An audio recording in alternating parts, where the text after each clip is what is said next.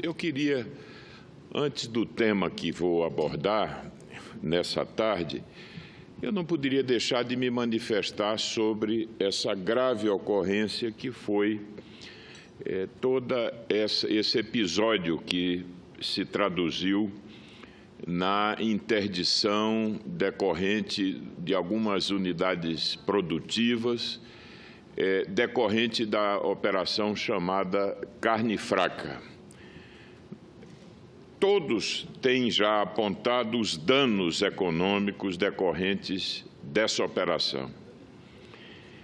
Evidentemente que o Brasil agora e essa Casa tem o dever de poder, de forma ágil, oferecer nesse quadro de crise um conjunto de iniciativas que possam, de alguma forma, concorrer para mitigar os prejuízos, imensos prejuízos que decorreram dessa operação.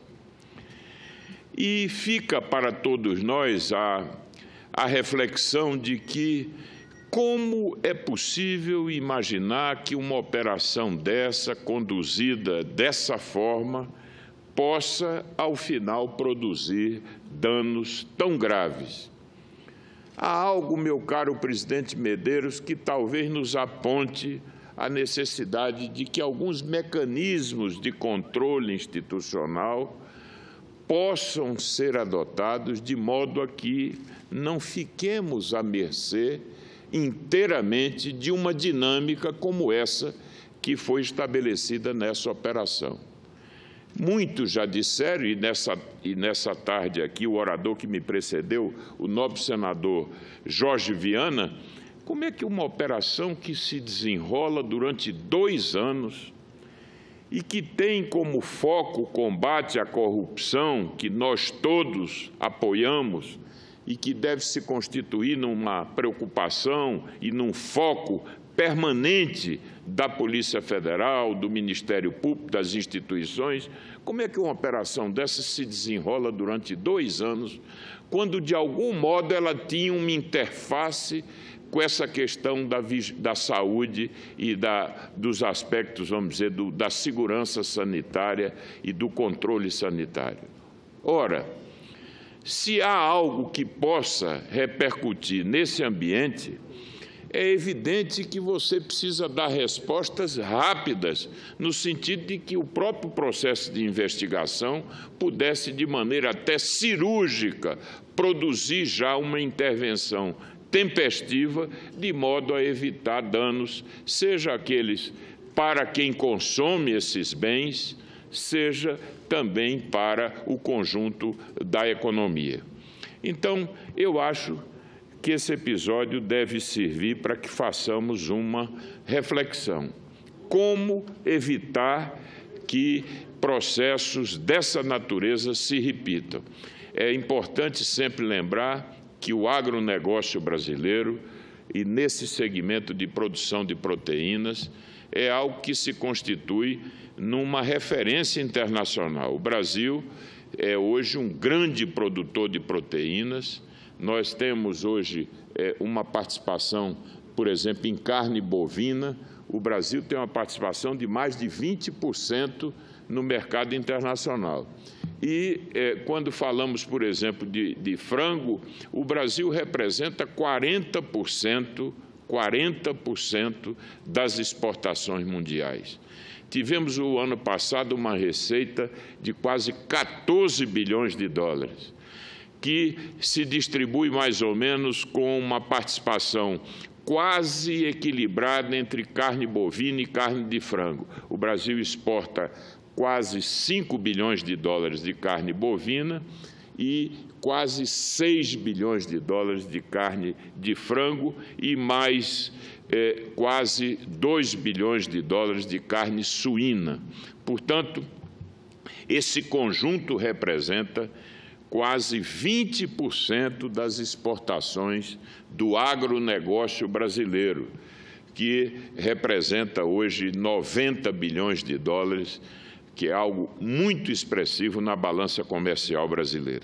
Então, eu queria aqui, ao tempo em que também me associo às manifestações de preocupação e essa casa não pode se furtar de oferecer uma contribuição nessa hora para que a comunidade internacional possa ser informada sobre alguns aspectos dessa operação, sobretudo para que compreenda que o alcance dessa operação se resume a um universo muito pequeno de estabelecimentos produtivos e que, portanto, não tem a dimensão nem a magnitude que essa operação sugeria. Mas ficamos aqui todos com a responsabilidade de poder, junto ao governo, nessa hora, oferecermos a nossa contribuição para que os prejuízos decorrentes, lamentavelmente, dessa operação não sejam maiores e, portanto, não imponham custos mais altos à sociedade brasileira. Mas o tema que eu gostaria de trazer nessa tarde, sobretudo, era fazer aqui referência a uma iniciativa da Comissão de Assuntos Econômicos, uma iniciativa do presidente Tasso Gereissati, da criação de 2 grupos de trabalho no âmbito dessa comissão, um grupo que vai tratar da avaliação do sistema tributário nacional e um outro grupo que vai se voltar para a discussão dos temas microeconômicos, sobretudo associados com a redução do chamado custo Brasil. O nobre senador Ricardo Ferraz foi incumbido de coordenar o primeiro grupo, o grupo que vai fazer uma avaliação do sistema tributário. E a nós coube a responsabilidade de conduzir o segundo grupo. Na próxima semana, iremos apresentar um plano de trabalho aos nossos colegas da Comissão de Assuntos Econômicos, que possa materializar essa contribuição na discussão, na proposição de medidas que gerem ganhos de produtividade para o país, que incentivem a retomada do crescimento econômico e, consequentemente, da geração de empregos. No curto prazo, nós temos que reconhecer que a economia dá sinais tênues de recuperação. A queda da inflação está permitindo uma redução mais acelerada dos juros, o que abre espaço para um processo de desalavancagem ou de diminuição do endividamento das famílias e das empresas, melhorando, nós esperamos, aí as condições de acesso ao crédito. E há medidas também que foram adotadas recentemente e que se constituem também em mecanismos de estímulo à economia. Eu queria me referir especialmente às medidas para a liberação de recursos das contas inativas do Fundo de Garantia, que me parece que é algo que vai ser importante quando até julho, por exemplo, todos esses depósitos das contas inativas estiverem efetivamente disponíveis. Acho que vai ativar o consumo, que vai permitir a redução do endividamento de milhões de brasileiros que foram duramente alcançados nesse quadro de recessão que se abateu sobre a economia brasileira.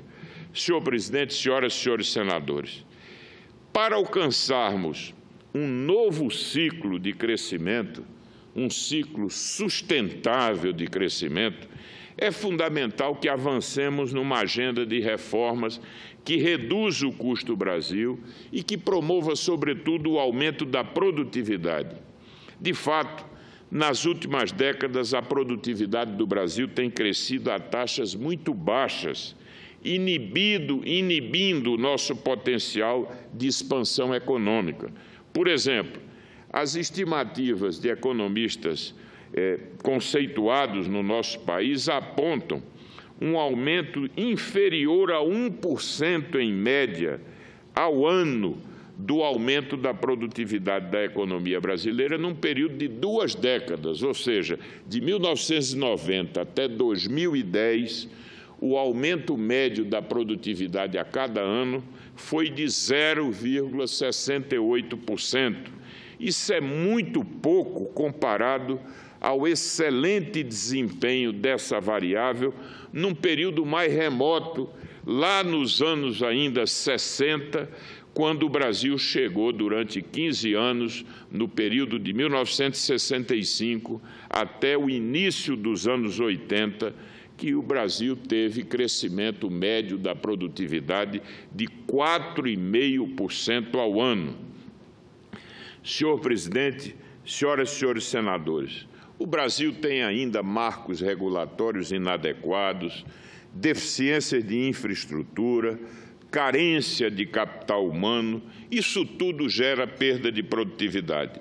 No ambiente tributário, as distorções se acumulam, grande complexidade e elevado custo de conformidade, o que gera insegurança jurídica e uma enorme litigiosidade.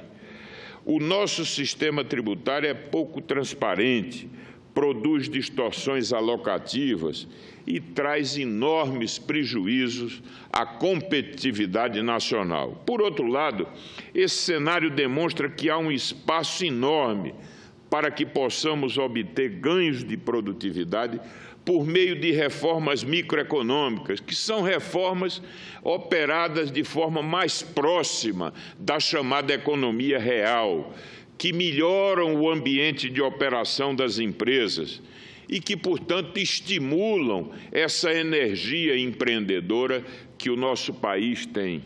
Nesse sentido, é fundamental desburocratizar, simplificar ou regulamentar quando existem vácuos legislativos, de modo a que, no ambiente tributário, nas relações do trabalho, no comércio exterior, nós possamos ter, efetivamente, um ambiente que estimule os investimentos. É preciso oferecer segurança jurídica com regras claras e estáveis. Além disso, é possível obter ganhos reduzindo os spreads bancários e o custo do financiamento de capital, que são desproporcionalmente elevados no Brasil para qualquer padrão de comparação internacional. Vejam, nós estamos agora, em função da queda da inflação, com uma redução da taxa básica da Selic. Mas aqui também foi apontado que isso ainda não se traduziu na ponta, lá no mundo real, de modo a que o consumidor brasileiro e o pequeno empresário no Brasil possam efetivamente ter taxas de juros mais amigáveis para o desempenho das suas atividades. Pelo contrário, o que nós verificamos, e essa é uma característica, eu diria que perversa da nossa realidade, é que às vezes a taxa básica da economia se reduz e os juros na ponta se elevam. Ora, isso é quase que uma patologia. Como é possível imaginar essa realidade? E aí nós temos toda essa questão associada às margens, a extraordinárias margens de intermediação financeira no Brasil. O que significa isso? É tudo que o banco agrega à taxa básica e que, ao final, produz a taxa final que o consumidor paga, que o brasileiro paga no cartão de crédito, que o pequeno empresário paga para descontar a duplicata, para financiar minimamente as suas atividades. E por que é que o Brasil tem taxas tão extravagantes? E aí é essa discussão que nós, na Comissão de Assuntos Econômicos, vamos poder levar a efeito para, ouvindo os setores da economia, dialogando com o Banco Central, que tem responsabilidade de oferecer uma agenda para redução sustentável e consistente desses custos, nós vamos atuar firmemente para criar na economia brasileira um novo padrão de financiamento, que seja compatível com esse novo ciclo econômico que nós queremos inaugurar no Brasil. E aí, essa discussão é densa, é uma discussão multifacetada. Nós temos que discutir a questão, por exemplo, da concentração bancária no Brasil. 5 bancos apenas respondem por 75% do crédito no Brasil. Então, nós temos um sistema que não é concorrencial e, por isso mesmo, há essa rigidez no que diz respeito às margens de intermediação do sistema financeiro. Nós vamos discutir a questão da tributação sobre a intermediação financeira. E aí cabe dizer que alguns ingenuamente supõem que quando se tributa as intermediações, nós estamos tributando os bancos. Não, nós estamos tributando o tomador do crédito, porque os bancos repassam esses custos lá na ponta para o tomador do crédito. E aí nós vamos discutir o regime de depósitos compulsórios, de recolhimentos que são feitos sob a base dos depósitos, são recursos que você tem que recolher para atender à própria política de expansão monetária. Nós vamos discutir, por exemplo, essa relação entre a inadimplência, o nível de inadimplência e a questão da taxa de juros, porque, frequentemente, no debate, muitos querem explicar essa anomalia dos spreads no Brasil, dizendo que é porque existe no Brasil uma grande inadimplência, etc. Será que que historicamente há uma correspondência efetiva entre uma relação de causalidade que possa ser tão nitidamente identificada ou não? Portanto, essa é a discussão, esse é o tema que nós vamos, junto com outras questões da agenda microeconômica, vamos focalizar nesse trabalho da CAI. Senhor presidente, senhoras e senhores senadores, muitas medidas que afetam esse ambiente microeconômico já estão em tramitação no Congresso Nacional ou dependem da decisão do Executivo, que podem realmente fomentar a melhoria desse ambiente de negócio. O primeiro conjunto de proposições compreende ações de simplificação, de desburocratização de procedimentos e segurança jurídica para a tomada de decisão dos negócios. A eliminação de entraves burocráticos que gera ganhos no processo produtivo, além de estimular a formalização. Esta, por sua vez, está associada a maiores níveis de produtividade e um ambiente de competição mais equânime. No período em que estive à frente do Ministério do Desenvolvimento, Indústria e Comércio, foi encaminhada ao Ministério da Fazenda uma série de propostas que estão sob análise da Receita Federal, com o fim de conseguirmos evitar a duplicação de informações exigidas nas obrigações acessórias federais, o aprimoramento do processo de compensação tributária federal e a unificação da nota fiscal de serviços, da nota fiscal eletrônica. Também registro com satisfação a conclusão de mais uma etapa do Portal Único do Comércio Exterior.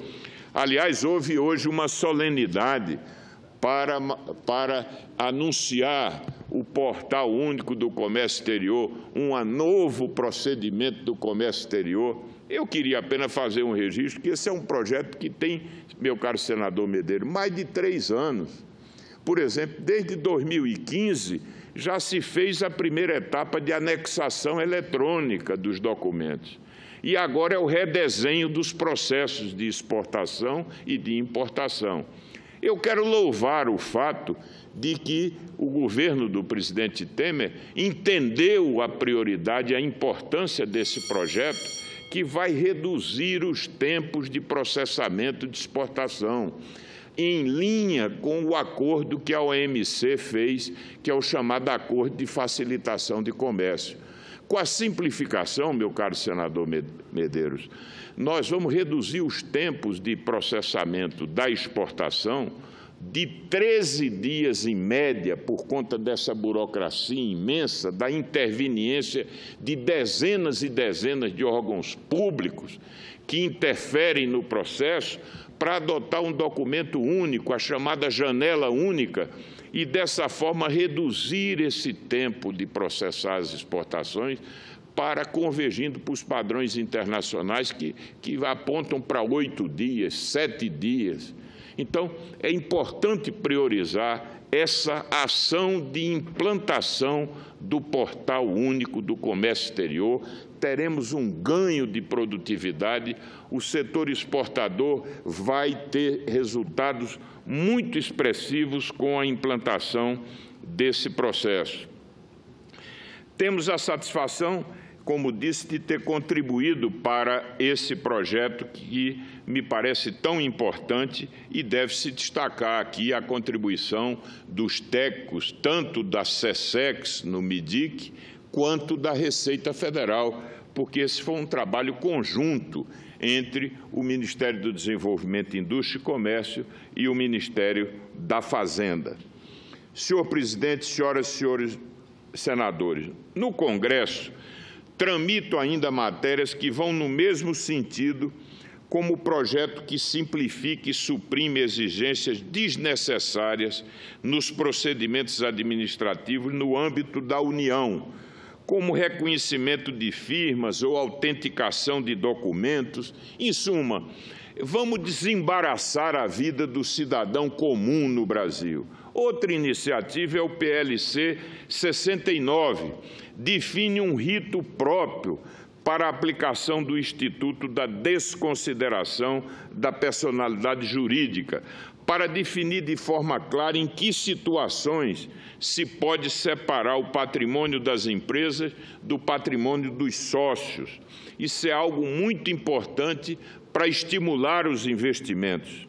Também é urgente tornar efetiva a regulamentação da Lei Complementar 147, que prevê trâmite especial e simplificado, preferencialmente eletrônico, para o processo de abertura, registro, alteração e baixa da microempresa e empresa de pequeno porte.